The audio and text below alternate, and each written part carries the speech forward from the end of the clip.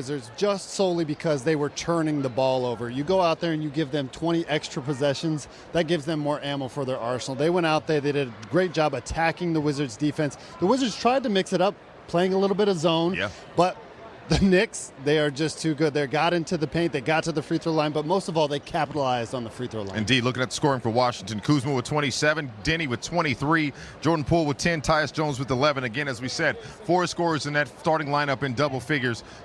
Looking at Kuzma, we talked about this in pregame, Jason. He needed a bounce-back game. He had 16 in the first match in Cleveland, 9 in the second one, and now tonight with 27. He's back in his bag. He got back to it, and it was great to see that because you got a little concerned thinking, oh, maybe Kuzma's getting a little hurt or injured or he's tired. Now, granted, he came off a back-to-back. He didn't show anything of being tired out there. He was getting to the rim, got to the free throw line a couple times, but it was good to see him get back into the scoring column. The biggest thing for him is really just maintaining his confidence out there and giving what the defense is taking him. I thought he was playing a lot off of the ball and slashing towards the rim, getting his momentum going towards the rim. That was a big key for him to get going on the offensive end, but I liked what I saw from him and especially Denny in that third quarter. They had big-time performances tonight, and going against a Knicks team that's tough, they came off of a win against Philly to go and attack them, especially on a back-to-back. It's great things to see. Indeed, Kyle Kuzma knocking down 4 of his 10 threes. You talk about Denny. He gave you 23 points, 10 boards, 6 dimes. Oh, but he added 2 steals to that as well, so shout out to Denny.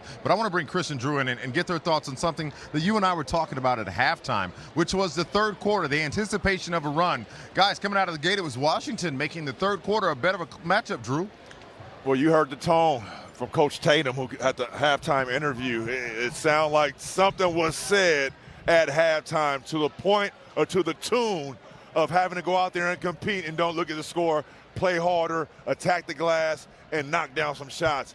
They came out the first 2-3 minutes, forced a timeout by Coach Tibbs, and did just that. I mean, they were on the glass, playing together, started out on a – look, they even out-rebounded them a certain point of that third quarter, 10-2, and made 5 3-point shots, only turned the ball over 2 times, had 9 assists on 10 made field goals. So for a spurt, small window, they were playing excellent, superb basketball.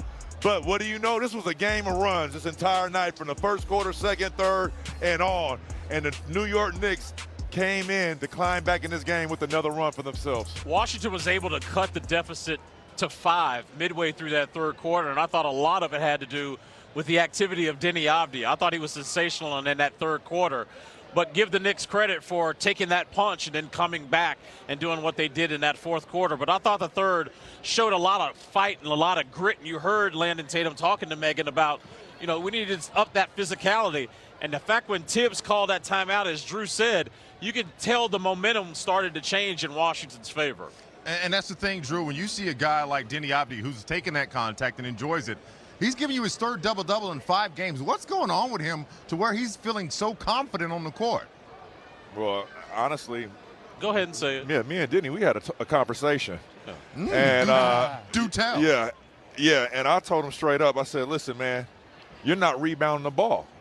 If you go rebound the ball, you'll be at your best. Watch me. And he said, you're right. Rebounding the ball for Denny Avdia is going to open up everything else in this game. We saw it his rookie year. When he got defensive rebounds and Scott Brooks allowed him to push that ball in transition, he was phenomenal. Why take steps back? Right now, I think Denny Avdia is getting more comfortable in this role. He signed his contract extension. He knows he's going to be a Wizard.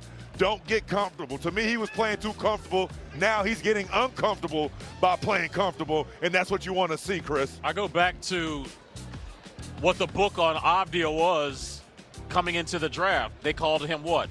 A secondary playmaker. Why was he a secondary playmaker? Because he would snatch the ball off the rim and he would initiate pace, get into the middle of the floor, create for others. Well, 4 years into his NBA career,